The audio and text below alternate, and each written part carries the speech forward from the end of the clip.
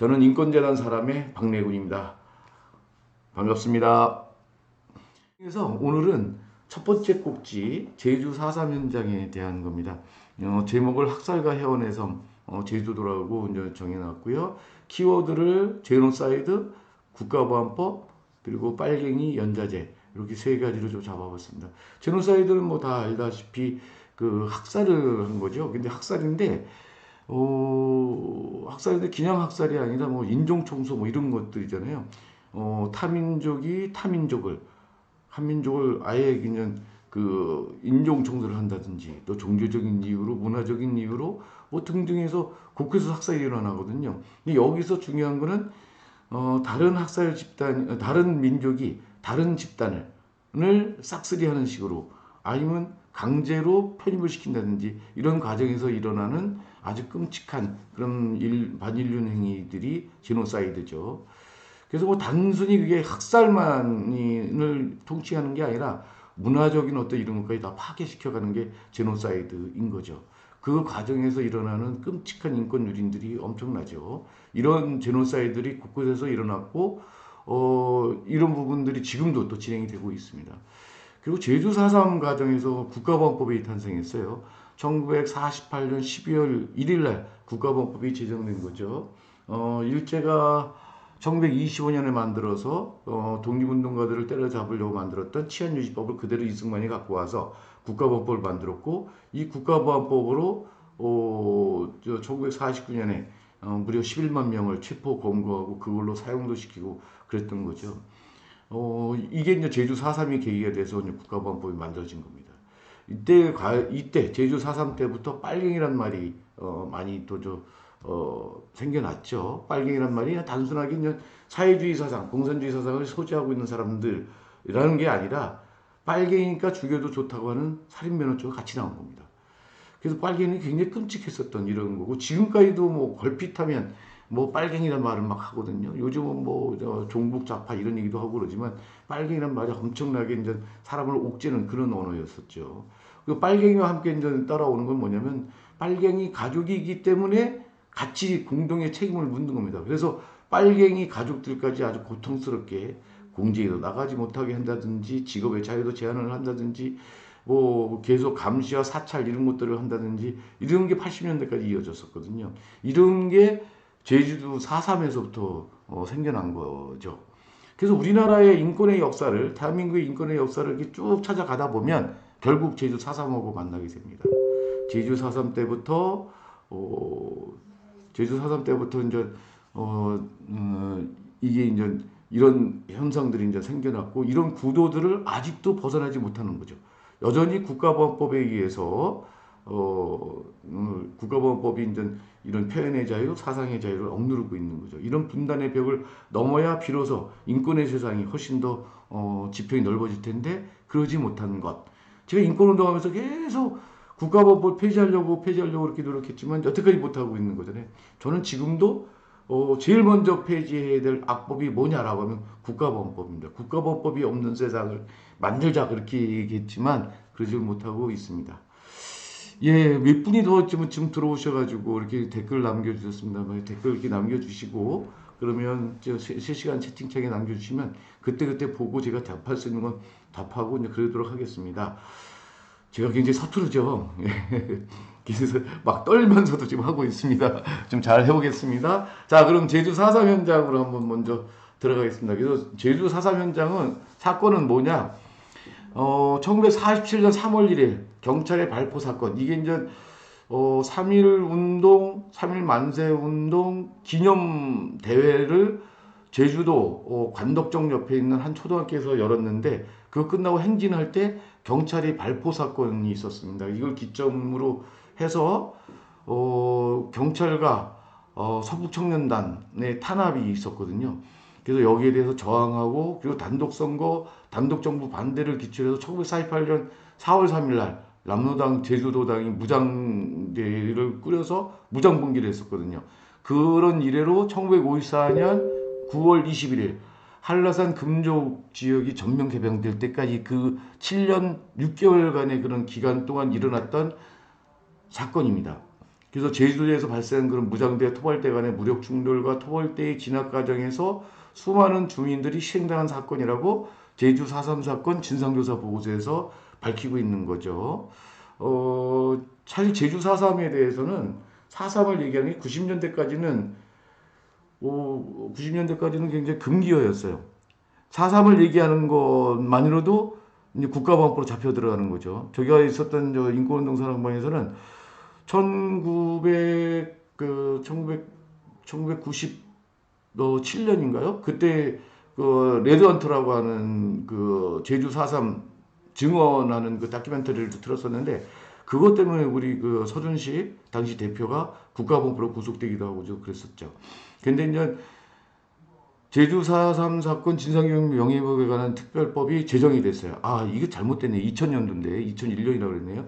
2000년도에 제정이 됐고, 그리고 2003년도에 노무현 대통령이 사과가 있었고, 제주 4.3 평화공원이 2008년도에 지정이 됐고, 2014년에 국가 기념일이 지정이 됐었던 거죠.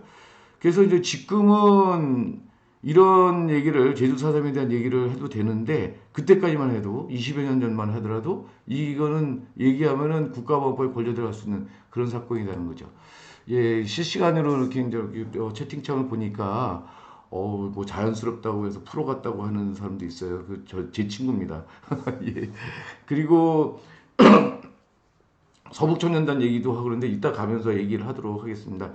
제주 4.3 주요 일지들은 좀 보시면 될 거고요. 지금 희생자가 총 14,232명이라고 했는데 이거는 이제 그 제주 4.3 특별법에 의해서 그 진상규명위원회에 신고된 수만 그런 겁니다. 그래서 추정하기로는 3만 명 정도가 학살당하지 않았을까 생각을 하고 있는 거죠.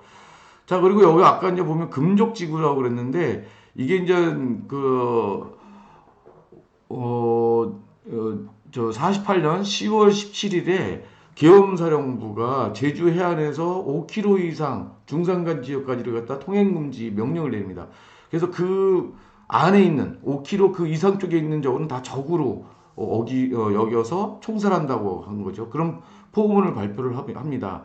그러면서 전부 다 해안가로 사람들을 몰아내는 거죠. 이렇게 하면서 아까 얘기했던 54년 9월 21일까지 이 한라산 쪽에 아예 접근조차를 못하게 막았던 겁니다. 그리고 54년 9월 21일 날 한라산이 금족구역이 해제되면서 비로소 이 제주 4.3 사건이 끝나게 되는 거지만 그 이후로 제주 4.3에 대해서는 얘기할 수 없었던 이런 상황들이 계속 이어졌습니다. 이거는 학살 지도입니다. 그래서 여기서 보시면은 10번 걸스에 그러니까 검은색이 500명 이상 학살당한 곳이고요. 그리고 이제 붉은색 이런 데들이 이제 많이 죽은 거죠. 그래서 이렇게 보면은 제주이 3,758명, 에어룹이 1,505명 뭐 등등등 해서 보면요. 단 한 명도 학살당하지 않은 곳이 없습니다. 그래서 제주 전 지역이 제주 4.3 때 학살지였다고 하는 것을 우리가 알 수 있습니다. 자, 제주도가 이제 이번에 이제 4.3 70년을 맞으면서 제주도가 이제 4.3 유적지를 돌아보는 코스들을 갖다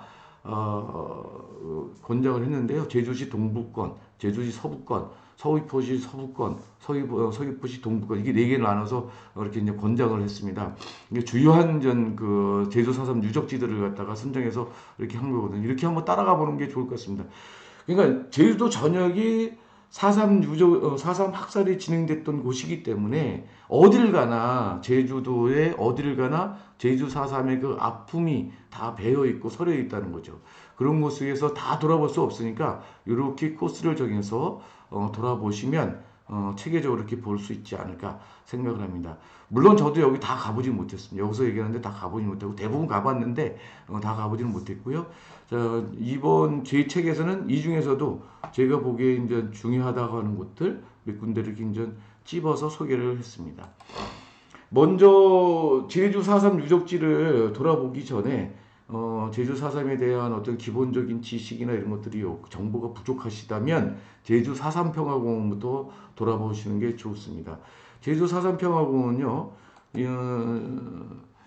2008년도에 이제 개관을 했는데요. 2008년도에 개관을 했는데 제가 보기에는 우리나라 다른 곳에 있는 추모공원, 국가가 만들어서 관리하고 운영하고 있는 추모공원 중에 가장 잘 돼 있는 곳이 제주 사삼평화공원이 아닐까 그렇게 생각합니다. 왜 그러냐면 제주 사삼평화공원은 그 봉계동이라고 하는 자연지형에 아주 자연스럽게 이렇게 이제 많이 만들어졌고, 그리고 이제 뭐 권위적인 탑이라든지 또 권위적인 어떤 저 국립묘지 같은 이런 형태가 아니거든요. 굉장히 자연스럽게 그러면서 이렇게 이제 그 동선을 자연스럽게 그려서 따라가면서 이렇게 볼 수 있도록 해놓고, 이게 높은 게 없어요. 다 이렇게 그 제주의 그런 자연지형들처럼 아주 자연스럽게 이렇게 이어지도록 만들어 놓고 있고요. 여기 9번이라고 하는 곳이 이제 4.3 평화 기념관이거든요. 여기 4.3 평화 기념관을 보면 저 제주도 현무암의 그런 지형들처럼 이렇게 동굴로 들어가는 그 입구가 동굴처럼 되어 있거든요. 그걸 쭉 따라 들어가면 제주 4.3의 배경서부터 전개 과정들 이런 부분들이 정말 잘 컨텐츠가 잘 전시가 되어 있습니다. 물론 각 장마다 굉장히 끔찍합니다. 그 학살의 저그들을 끔찍한데 제주도의 그런 문화 역량들, 문화예술 역량들이 그 결집돼서 그런 조형물, 미술 작품들 이런 걸로 그 형상화하고 있습니다. 그래서 쭉 돌아보시면 좋을 것 같고, 여기를 돌아보신 다음에 나와서 여기 이제 여기 추모비 옆에 이제 강명비가 있거든요. 강명비라고 하는 건 그 당시 학살당한 사람들을 이름을 여기다 적어 놓은 겁니다. 그리고 올라가서 이렇게 보시고, 여기에 또 3번 같은 경우는 행불자묘역이에요. 그리고 4번이 이제 봉안관이 있고요. 이렇게 해서 내려오다가 또 이제 여기 귀천이라고 하는 여기에서 이제 끝나고 여기 교육관으로 이제 가게 되는데, 하나하나 이렇게 이제 찬찬히 돌아보시면 좋을 것 같습니다. 자, 여기에 우리가 이제 여기 평화기념관에 처음에 들어가면 이런 흰 비석이 누워 있어요. 이걸 백귀라고 그러거든요. 아직까지 제주 4.3에 대해서는 정확한 명칭이 없어요. 그러다 보니까 정명운동 이런 게 벌어지고 있거든요. 제주 4.3의 성격을 규명하고 거기에 맞는 제대로 된 이름을 만들자라고 했는데 아직까지 그런 걸 못하고 있는 겁니다. 그래서 언젠가 이 비에 제주 4.3의 이름을 새기고 일으켜 세우리라 라고 하는 이런 각오와 함께 이런 백비가 누워 있습니다. 이런 아마도 이제 이 백비에다가 제주 4.3의 이름을 제대로 새기는 거, 그거는 제주 사회에서 더 많은 논의가 되고, 그래서 그 성격에 대해서 합의를 하고 그래야 가능할 것 같습니다. 그게 통일이 되는 그날일 수도 있고, 그런데 어쨌거나 빨리 제주 4.3의 이름을 만들어서 이 비를 세울 수 있으면 좋을 것 같습니다. 제주 4.3 기념관들을 다 돌아보고 마지막에 나올 때 뭐가 있냐면 다랑시 특별 전시관이 있습니다. 다랑시 특별 전시관은 다랑시라고 하는 거는 우리가 이제 다랑시 오름 잘 아시잖아요. 그 300몇 개의 그런 오름 중에서 가장 대표적인 오름 하면 다랑시 오름인데, 다랑시 오름 바로 옆에 다랑시 마을이 있었고, 다랑시 마을에 있던 주민들이 그 마을에 있던 그 건천 안에 있는 그 동굴 속에 들어가서 피신하고 있었던 거죠. 11명의 주민들이 피신하고 있었는데 이게 발각이 된 겁니다. 그래서 토벌대가 와가지고 나오라고 그랬는데 나가면 죽으니까 사람들이 안 나오고 버텼죠. 그랬더니 토벌대원들이 그 동굴 입구에다가 연기를 피워 넣어서 질식해서 죽이는 거죠. 그렇게 해서 11명이 죽었습니다.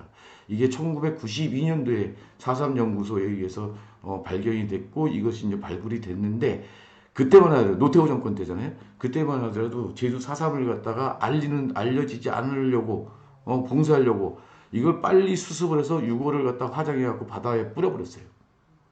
그리고 동굴 입구를 막아버린 거죠. 근데 그거를 당시 발견했던 그대로 재현해 놓고 있는 겁니다. 참 이걸 보면은 좀 너무 가슴이 아파요. 이 사람들이 이제 여기 유골이 있잖아요. 유골 바로 옆에 이 사람들이 이제 밥을 끓여 먹던 식구들하고 자기 가족들하고 또 아이들 먹일 그런 밥들 끓여 먹던 솥단지며 밥그릇이며 이런 것들인 거죠. 마지막까지도 먹고 살려고 했던 그런 생존의 어떤 그런 현장들, 그 마지막 현장을 우리가 볼 수 있습니다. 동강록계에 가면 이 정도 이렇게 남아있진 않아요. 이 동강록계도 나중에 또 보도록 하겠습니다. 4.3 평화공원 아까도 말씀드렸지만 여기는 추모비가 높게 돼 있는 이런 추모비가 아니라 이렇게 낮은 추모비입니다. 추모비가 요 옆에는 강명비, 학살당한 사람들의 이름을 쭉 새겨놓은 강명비가 있고요. 5개의 이런 비석으로 추모비를 만들었어요. 근데 이거 딱 보시면 아시겠지만 이 5개의 추모비가 성인 남녀 그리고 성인 어린이들 어린 소년 소녀와 그리고 요 가운데는 아직 태어나지 못한 태아들까지 자연하게 끔찍하게 죽었으니까요.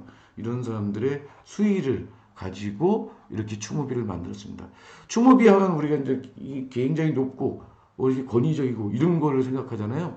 근데 여기는 그렇게 형성하지 않고 이렇게 추모비를 만들어서 좀 좋습니다. 예, 책에서 읽었는데 제 목소리 들으니까 더 마음이 좋다고 그러네요. 예, 잘 봐줘서 고맙습니다. 굉장히 서투른데도 잘 봐주겠습니다.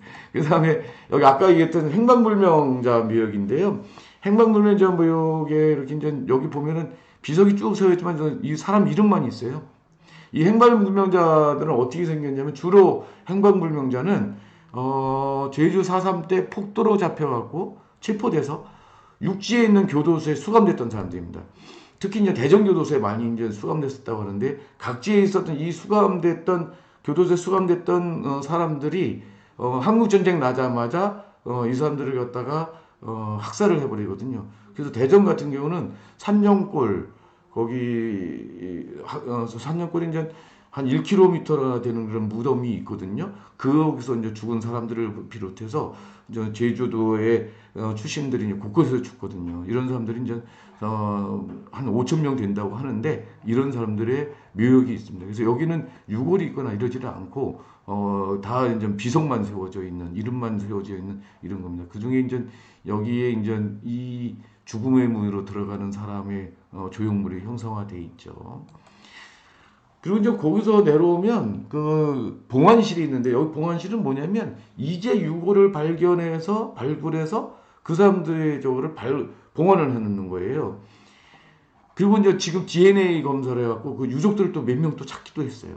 여기는 어디냐면 제주공항 밑에 제주공항에 가면 이 유골 발굴 지금도 하고 있거든요. 그 발굴 현장입니다. 여기 사람들이 이제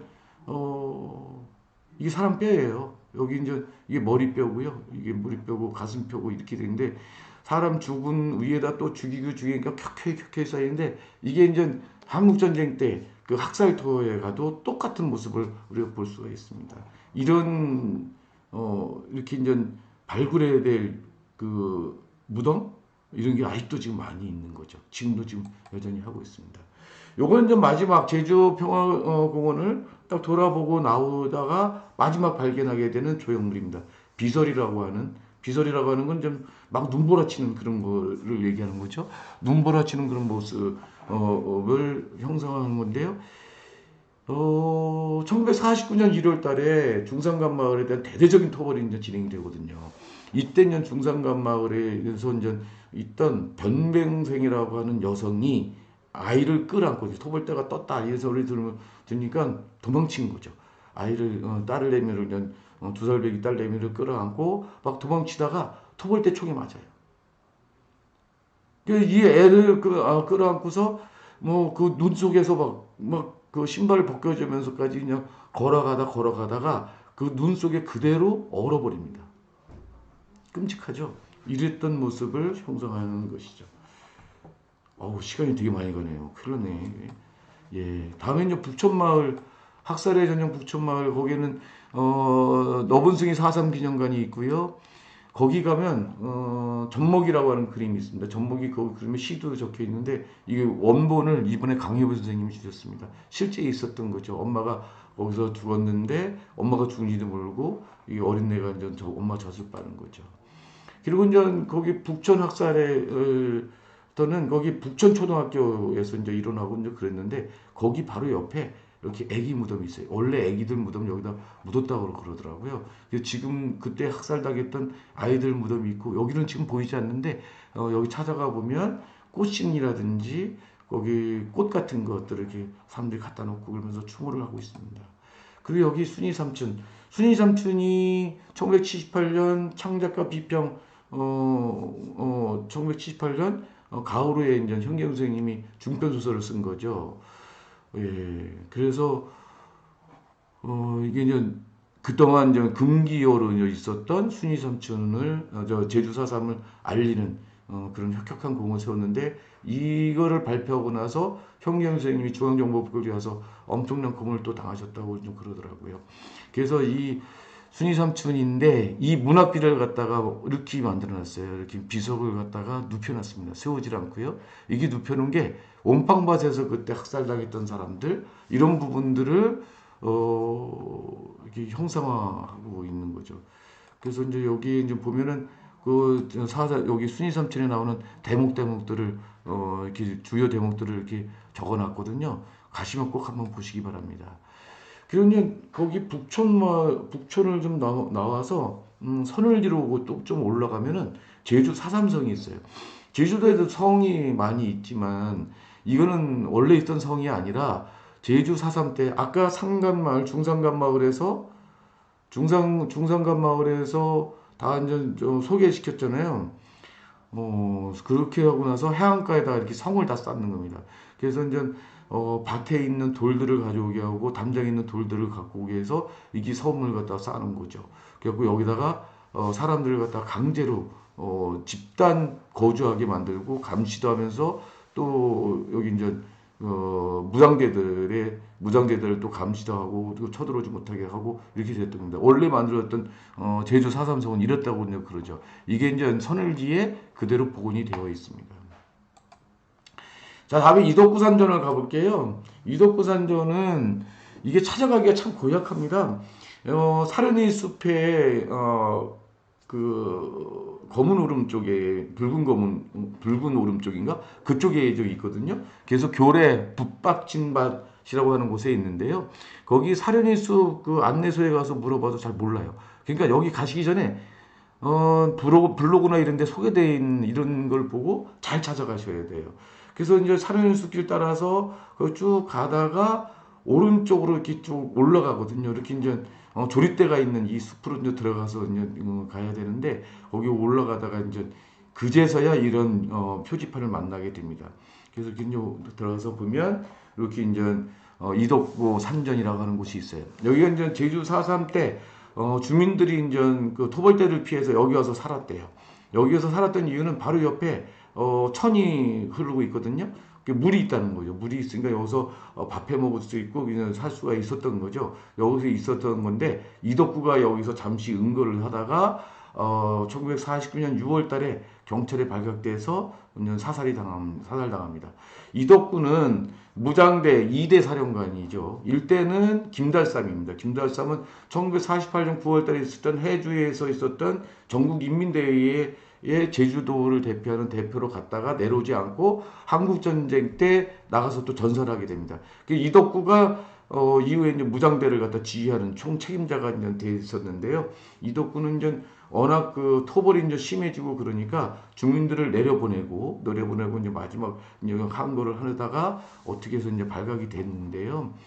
자, 여기 무장대가 은거했던 여기 보면 흔적만 남아있어요. 이 돌무덤이나 이런 것들이 아마 집터 같은 거 이런 것들이 있었겠죠. 이런 것들이 있고 여기 흔적만 남아서 다 폐허가 되어 있는 상태인 거죠.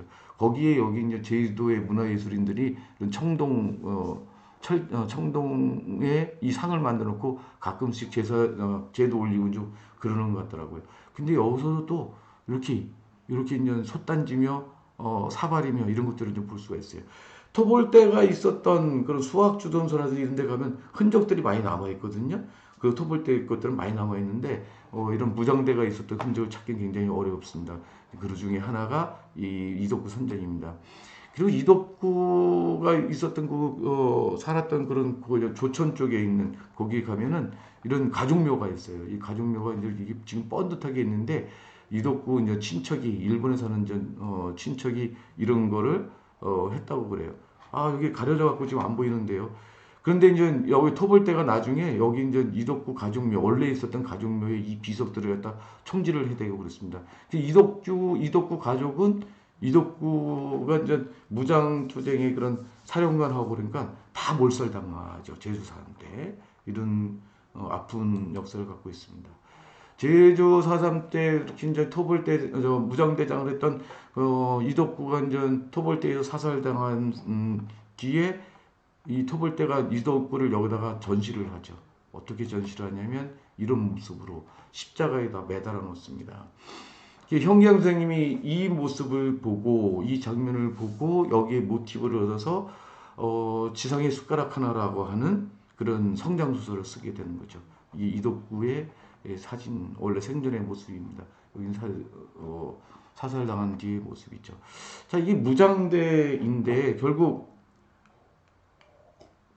무장대가 투쟁하고 그랬던 어떤 이런 것들은 단정 반대, 그 분단을 반대하고 뭐 이런 거죠. 단독 선거 반대하고 이제 그랬었던 이런 것들도 있었지만 거기에는 그 무장대가 7년 동안 계속적으로 활동을 할 수 있었던 거기에는 제주도민들의 그런 지지가 있었기 때문에도 또 가능했었거든요.